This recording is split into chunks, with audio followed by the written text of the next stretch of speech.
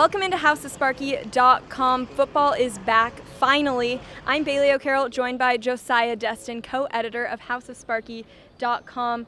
Josiah, ASU, another interesting off-season for this football program. Head coach Todd Graham is in a hot seat after a couple unsuccessful seasons, and there's another quarterback battle. Manny Wilkins, again, won the starting job, so he'll be starting tomorrow night. What do you think he has to do in this game to have fans and coaches think that he was deserving of winning that starting position? Well, to start things off, I'd say that Manny Wilkins is deserving of this position. I mean, he's been in maroon and gold for his fourth year now. He had more touchdowns than he did have interceptions last year. He was fifth in the Pac-12 in total passing yards last season. But I mean, what he does have to do to not scare away fans is just stay in the pocket and play some football. What he did in the spring game was exactly that. He had 3 touchdowns, a lot of long passes too, something that we didn't really see from Wilkins last year. Another thing is just he knows that he's got 2 good running backs behind him and a freshman in Ejo Benjamin. And that's really what he needs to do, is just play football the way he's been doing it, because the only thing he can really do from last season is improve. That's true. It will be interesting to see how he does. A lot of fans, I think, if he doesn't do good right out of the gate, will be calling for Blake Barnett to come in because they want to see what he's all about. Like you said, Manny Wilkins has been in the maroon and gold for 4 years.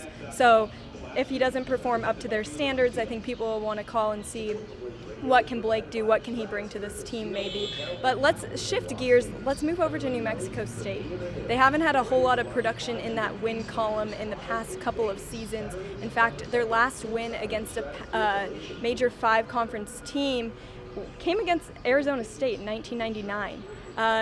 A little surprising, but it's kind of seems to become a little more common with ASU. You know, they haven't been doing great earlier in the seasons against those teams that people should think that they should have easy wins against. What does this team have to do to get a win? Yeah, Bailey, just like you said, the Aggies, they haven't won more than 3 games in a season since 2011. They're not a very great program right now.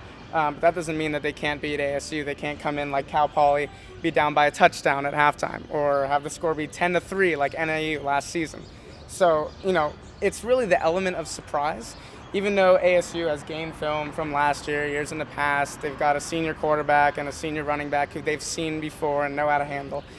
It's the element of surprise that might catch them. They don't know exactly what New Mexico State is going to bring, and that is what might, you know, surprise the Sun Devils, and the Aggies might be able to come out and get a lead. What ASU does need to do to quiet those haters and the fans who may not see them doing so well is just get out to that early lead and really get out to the start they need. They did beat NAU by over 3 touchdowns last season, and it took till the second half. But if Arizona State can do that in the first half, some of the fans will really like what they've seen in this first game. Right, they kind of just have to find that rhythm. Even if it takes until the second half, the Sun Devils have to keep with it and try to find that rhythm, like I said.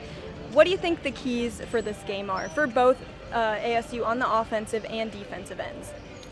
Most definitely run the ball. Demario Richard, Kalen Ballage, they are some of the best running backs in the Pacific 12 Conference. I mean, these guys can run, and they've proven it in the past, and they're going to bring it all this year.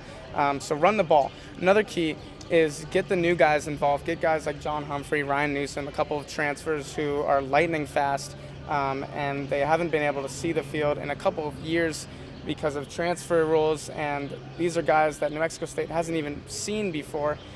So those are some guys who can make a really good impact. And third is the defense. That's what Sun Devil fans really want to see, is how this defense is going to play. We've got 3 veteran linebackers, in Christian Sam, Karan Crump, and DJ Calhoun. The front 7 is looking really great. The defensive line with Tayshawn Smallwood, JoJo Wicker are a couple veteran too. But what should be really interesting is to see how the secondary plays. And that's what I'm most looking forward to see this. But those are definitely some good keys, my 3 keys to this game. And with those keys, what are your predictions? Who do you think is going to come out on top? I think Arizona State will win this game. I think they'll win by at least 3 touchdowns. I'd give the final score 45-14. I don't know how great the Sun Devil secondary is going to perform against New Mexico State. They do have a senior quarterback who's been there. He's been starting since his at least sophomore season, so he's been there for a while. And ASU saw Case Cookus do that last year with NIU. He had over 300 yards. So, I mean, it should be interesting to see how they do. I think they'll snag a couple big touchdowns, maybe on a couple big plays, missed coverages. So it's really about what NMSU does that matters, not really what ASU does. So I'd say 45-14. All right, there you have it. We'll have to wait. We have about 24 hours to see what happens for after the game. Be sure to tune back into houseofsparky.com to see all of our coverage post-game. Thanks for watching.